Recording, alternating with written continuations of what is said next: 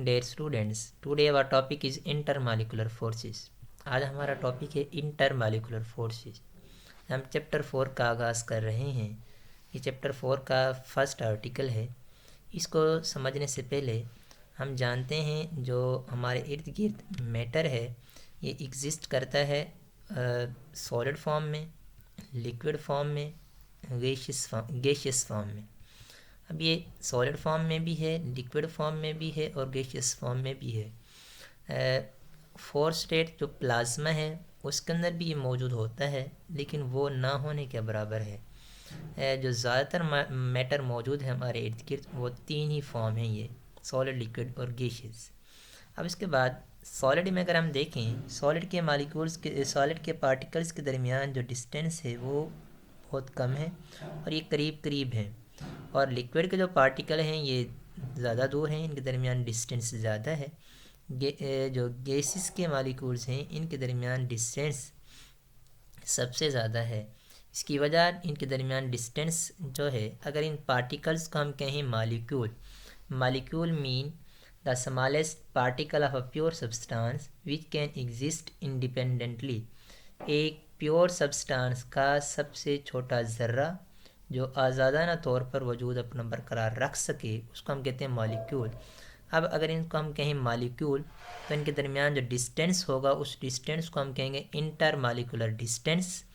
और सॉलिड के दरमियान कहेंगे इंटर मॉलिक्यूलर डिस्टेंस सबसे कम, लिक्विड के दरमियान डिस्टेंस ज़्यादा और गैसियस स्टेट के दरमियान मॉलिक्यूल के दरमियान जो डिस्टेंस है इंटर मॉलिक्यूलर डिस्टेंस वो सबसे ज़्यादा है। उसके ज़्यादा होने की वजह आप कहेंगे इनके दरमियान अट्रैक्शन कम होगी।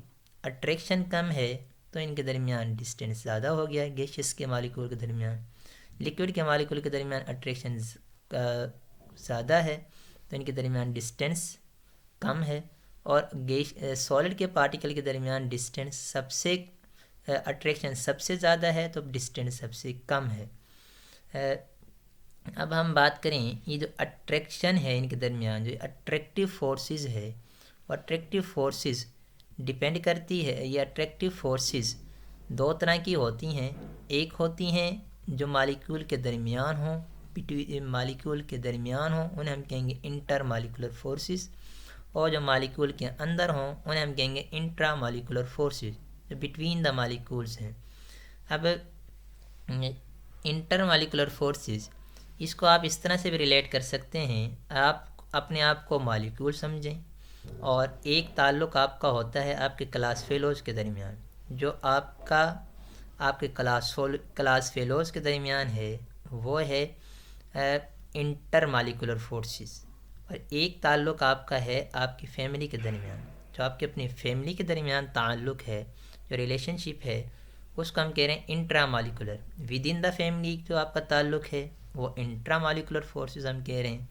जो आपका और आपके दोस्तों, आपके क्लास फेलोज़ के दरमियान है उसको हम कह रहे हैं इंटर मॉलिक्यूलर फोर्सेस, जो बिटवीन मॉलिक्यूल। अब हम बात करें इन मॉलिक्यूल्स की तो इसको हम एक एग्ज़ाम्पल की मदद से समझते हैं। ये हमारे पास है हाइड्रोजन क्लोराइड HCl। ये जो HCl है ये हाइड्रोक्लोरिक एसिड का भी फार्मूला है और हाइड्रोजन क्लोराइड गैस का भी फार्मूला है। इनका फार्मूला एक ही है, लेकिन इन दो हाइड्रोजन क्लोराइड और हाइड्रोक्लोरिक एसिड में डिफरेंस है। हाइड्रोक्लोरिक एसिड हम उस वक्त कहेंगे जब ये लिक्विड फॉर्म के अंदर मौजूद हो, इसके ये सोल्यूशन फॉर्म के अंदर मौजूद हो। और हाइड्रोजन क्लोराइड कब कहेंगे? हाइड्रोजन क्लोराइड जब ये गैसियस फॉर्म के अंदर मौजूद हो। अब आप इसमें देखें HCl के अंदर एक फोर्स है हाइड्रोजन और क्लोरीन के दरमियान। जो हाइड्रोजन और क्लोरीन के दरमियान जो फोर्स है उसको हम कह रहे हैं केमिकल बॉन्ड, जो इस मालिक्यूल के अंदर है।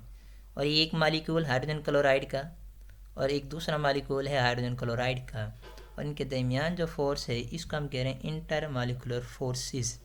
ये मालिक्यूल के दरमियान है और जो मालिक्यूल के अंदर है उसको हम कह रहे हैं इंट्रा मालिकुलर फोर्सेस। अब इसमें ताल्लुक़ कौन सा मजबूत होगा?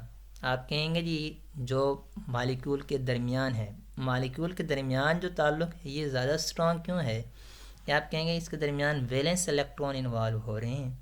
लेकिन जो मालिक्यूल के मालिक्यूल के अंदर है वो फोर्स ज़्यादा स्ट्रॉन्ग है, जो मालिक्यूल के दरमियान है वो फोर्स वीक है।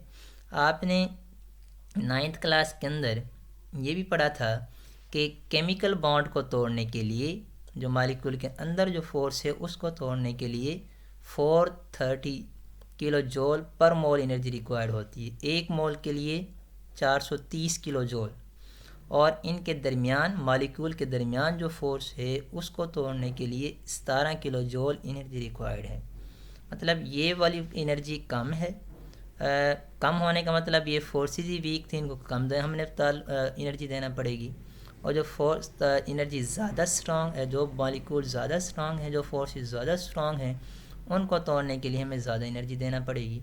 अब नेक्स्ट अगर हम डिटेल में अब डिस्कस करते हैं, पहले बात करते हैं इंट्रामॉलिक्यूलर फोर्सेस। इंट्रामॉलिक्यूलर फोर्सेस वो फोर्सेस जो मॉलिक्यूल के दरमियान मौजूद हों उन्हें हम कहेंगे इंट्रामॉलिक्यूलर फोर्सेस।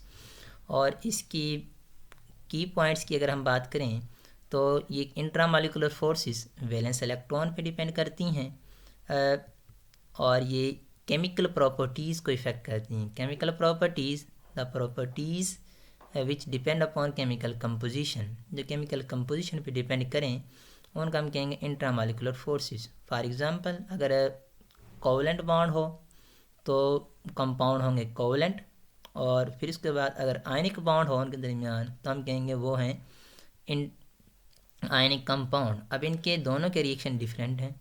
और इसी तरह से ये इंट्रामॉलिक्यूलर फोर्सेस ये स्ट्रॉन्ग फोर्सेस होती हैं। ये स्ट्रॉन्ग फोर्सेस क्यों हैं? जिस तरह आपने कहा कि एक जो आपके फैमिली के दरमियान रिलेशनशिप है वो वाला ताल्लुक़ ज़्यादा मजबूत है, और एक जो आपका और आपके दोस्तों के दरमियान है वो वीक है। और इसके बाद इंट्रामॉलिक्यूलर फोर्सेस इसको हम रिप्रेजेंट करते हैं बोल्ड लाइन से, और इसकी एग्जांपल क्या है? Covalent bond, ionic bond, coordinate covalent bond और मेटेलिक बॉन्ड। कोवलेंट बॉन्ड जो शेयरिंग से बनता है, आयनिक बॉन्ड जो इलेक्ट्रॉन के कंप्लीट ट्रांसफ़र से बनता है। कोऑर्डिनेट कोवलेंट बॉन्ड इसमें क्या है, एक एटम डोनर होता है और एक एटम एक्सेप्टर होता है। और मेटेलिक बॉन्ड ये मेटल एटम के दरमियान बनता है। अब नेक्स्ट बात करें इंटरमॉलिक्यूलर फोर्सेस की। The forces attractive forces which are present between the individual particles, जो इंडिविजुअल पार्टिकल के दरमियान मौजूद होंगी उन्हें हम कहेंगे इंटरमॉलिक्यूलर फोर्सेस। और इंडिविजुअल पार्टिकल का मतलब क्या है? मॉलिक्यूल भी हैं, एटम भी हैं, आयंस भी हैं। अब इन इंटरमॉलिक्यूलर फोर्सेस को हम वैन डर वाल्स फोर्सेस भी कहते हैं, और ये वैलेंस इलेक्ट्रॉन पे डिपेंड नहीं करती।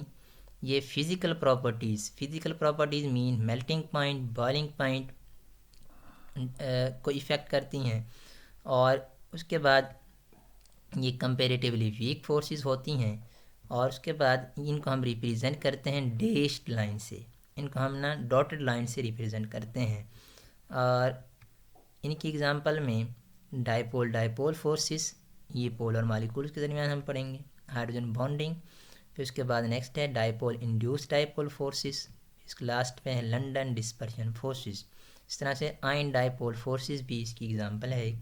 नेक्स्ट इनके अगर हम डिफरेंसेस को कलेक्टिवली बताएं तो हम कहेंगे जी इंट्रामॉलिक्यूलर फोर्सेस, पहले अपना डेफिनेशन बतानी है कि intramolecular forces the forces which are present within the molecules are called intramolecular forces. The forces which are present between the molecule are called intermolecular forces. और नेचर आर स्टेट, जो intramolecular forces हैं ये nature of substance को determine करती हैं। Nature of substance का मतलब क्या है? इससे हमें पता चलता है कि वो आयनिक हैं, कोवलेंट हैं या मेटेलिक हैं। और इंटरमॉलिक्यूलर फोर्सेस से हमें स्टेट ऑफ सब्सटेंस का पता चलता है कि सॉलिड है, लिक्विड है या गैसियस है। अगर फोर्सेस ज़्यादा स्ट्रांग होंगी तो वो सॉलिड फॉर्म में, अगर वीक होंगे तो लिक्विड में, अगर बहुत वीक होंगी तो फिर हम कहेंगे ये गैसियस फॉर्म के अंदर एग्जिस्ट करती हैं। उसके बाद नेक्स्ट प्रॉपर्टीज़ में बात करें, ये इंट्रामॉलिक्यूलर फोर्सेस केमिकल प्रॉपर्टीज़ को इफ़ेक्ट करती हैं।